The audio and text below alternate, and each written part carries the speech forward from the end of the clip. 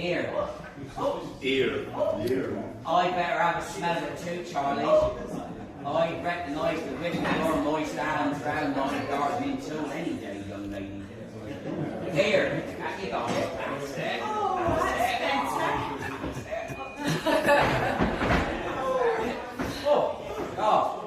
Apologies for that, listeners.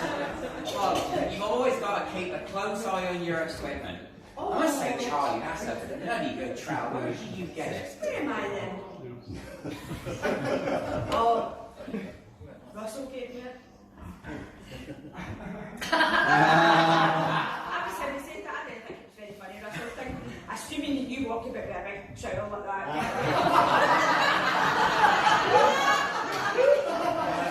Russell, He told me he just found it in his wallet. He never realised it was there. What kind of luck was that one? That's not bad. And what do you think about that, Martin? Well, Secrets in the soil. Right, now for question number 4. Who's got question number 4? What's your name, my love? Julie. Julie. Hello, Julie. Urban Gardens question time. Tell us your question. I've got a really big clematis. Any tips on how to treat it? On the subject of the clematis, you can't stimulate a clematis enough.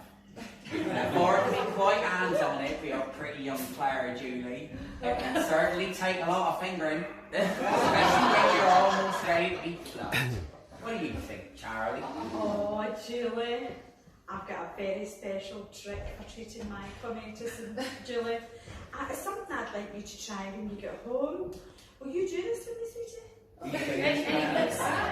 Firstly, I like to get down on all fours so that there's plenty of up-close access to my bush. The trick then is, once you're up close, it's just blowing it gently. Quite a lot of cobwebs, especially but Julie's been no Julie's hasn't been fingered for a while. Once you've cleared the webs away, just run your fingers through it to stimulate the petals. You remember, Julie, your clematis is a hardy perennial. It's good for taking your pleasure the whole year round. Peter, have you got any thoughts on how you would stimulate Julie's clematis? Plant it deep, keep it wet.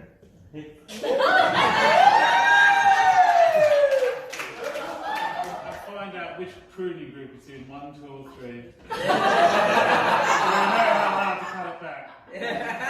That's a bloody good spot there. Here, Molly, have you got anything to add on the clematis? Well, guess what? The secrets in the soil. Okay, now, so on to our next question. Who's got question 5 for the I have actually. I'm confused about what sort of garden equipment actually I should buy.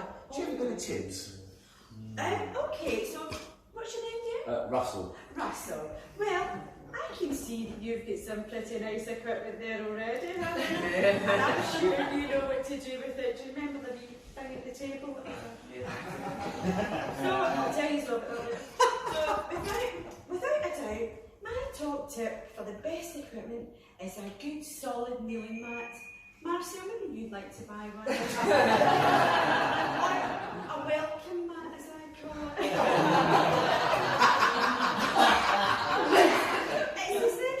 It's essential to be comfortable when you've got to get down on your knees and perform all those necessary tasks. Very true. Some say kneeling mats are for novices, but as an expert, well, I firmly disagree. I've got a good friend, a good gardening friend, sorry, Alan, Ivor Longan, and he is his joke, and he had the nerve to laugh at me while I was kneeling on it recently, attending to his big ripening plums. I was so annoyed when I had to give him a right mouthful. And all I could say in return was, "Don't bruise my plums while you're down there, Charlie." What's your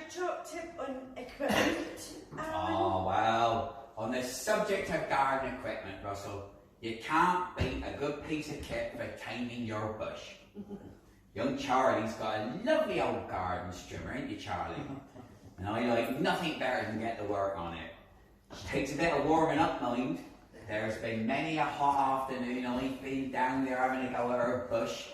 No matter how hard I keep flicking away at that button, those rusty old flats just won't open.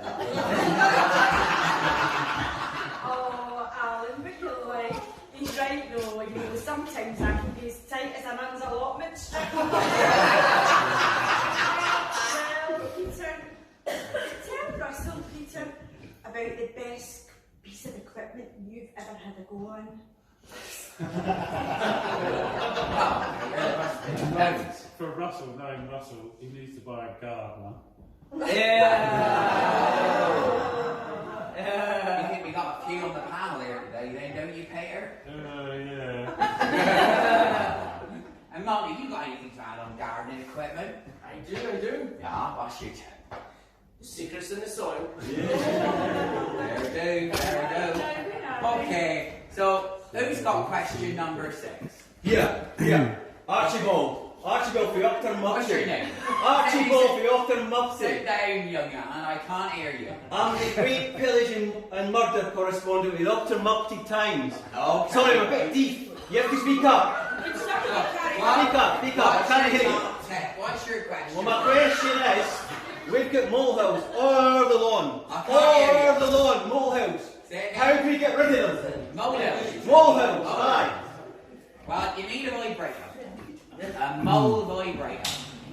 A piece of vibrating device near the opening, turn it on, you should scare the wee blighters right away. If this don't work, you need to stick your vibrator down the hole. Once you're satisfied that that is where it needs to be, turn it on and give it off at regular intervals. You're going to be lovely and smooth in no time whatsoever. You're happy with that? I'm happy with that. Ah, yeah, so what about number 7? Has anybody got question number 7? Well, I've got two questions. What's the panel's opinion on that book, The Burning Bush by Fanny Burney? What did you say? I hear that. Say that louder for the panel, please. What's the panel's opinion on the book called The Burning Bush by Fanny Burney? Burning bush with burning I don't like these improv questions that we're not prepared for. Okay. My second question then. Second question. I've got a rather nasty rash. I'm wondering where I may have picked it up. Can you tell me? Well, you know, I think I'll just read that back for everybody that couldn't hear him speaking. I don't think they heard it back. What's your name, love? I don't know. What's your name? I can't remember. John. So John says, I've got a rather nasty rash, and I'm wondering where I may have picked it up. Well, we know what John's like with his herbs. Have you been picking up herbs down at Soho again, John? Or have you been fingering Chris round the ivy? Maybe in the front garden or the back garden? You know, these secrets. So, and that, maybe it just could be related to your washing powder. Are you using that biological washing powder from Aldi? I use Square Deal Surf. Well, there you are. That's your top tips for today for me. Or did you handle these, the Alstromerias? Excuse me a wee minute. We're just going to ask you. Excuse me, what happened to question 8? Right, who's got question 8?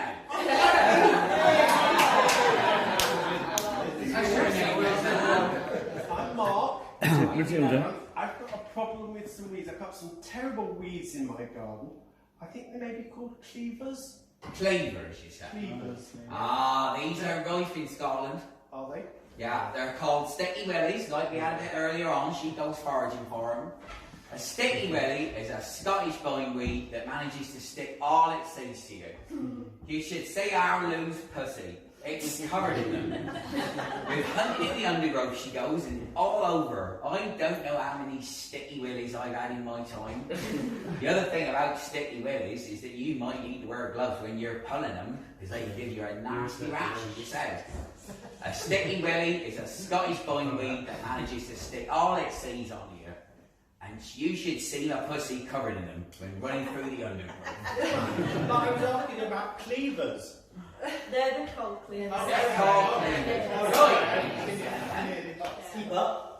Right, ladies and gentlemen, that's all our questions, so we think it now might be time for a bit of a demonstration. One more question, sorry, I forgot. What's your name, my love? My name's Carol. Carol, what's your question for the panel, Carol?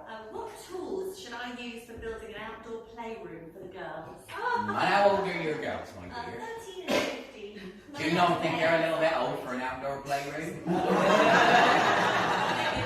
Well, what sort of playroom you're imagining? You know, they start young around your parts, I hear. Well, it's all about tool preparation. I know you girls are great with tools, especially with the girls that are here today.